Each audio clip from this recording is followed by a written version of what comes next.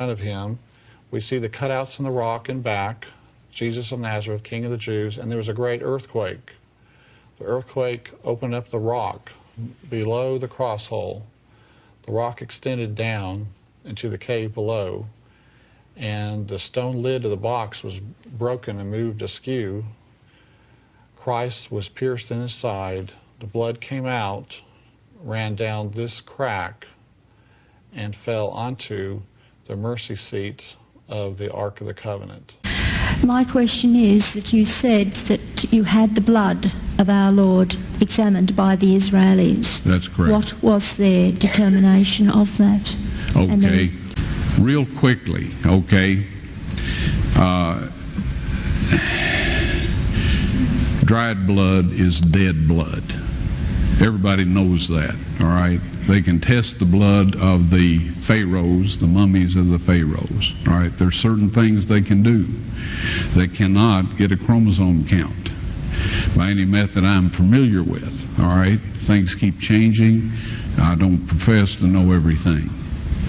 However, there's no way I know that you can get a chromosome count out of dead blood. You can get a DNA and some other things, but not a chromosome count, all right?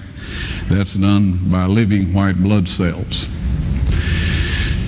Now then, first of all, in this analysis, I took the blood into a laboratory in Israel. I asked one of the people I work with in antiquities, where is a good laboratory that does reliable work?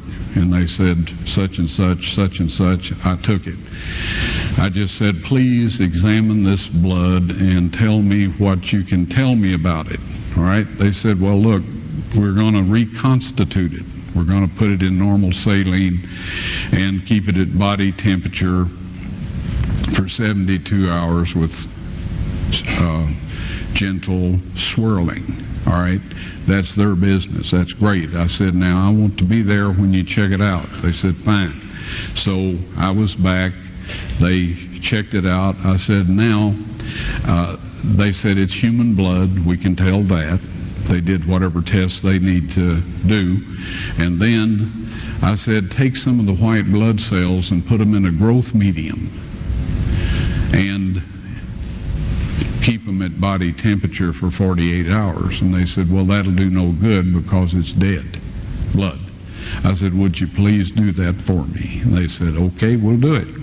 So anyway, I said, I want to be there when you take it out and examine it. So I was back there. They took it out, examined it under a microscope, and the one technician called the other one over there, and then they called the boss over there, and they were talking Hebrew a mile a minute there for a little bit, and they looked at me and they said, Mr. Wyatt, this human blood only has 24 chromosomes in it.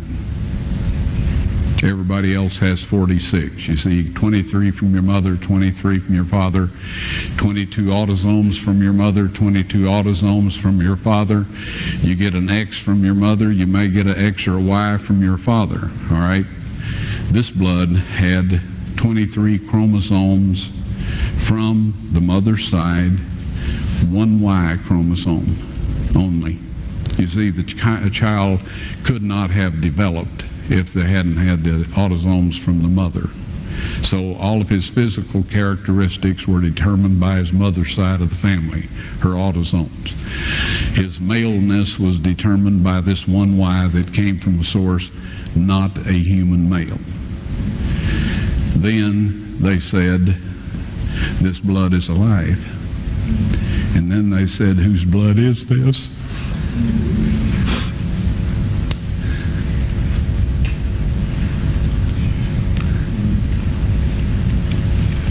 I said, it's the blood of your Messiah.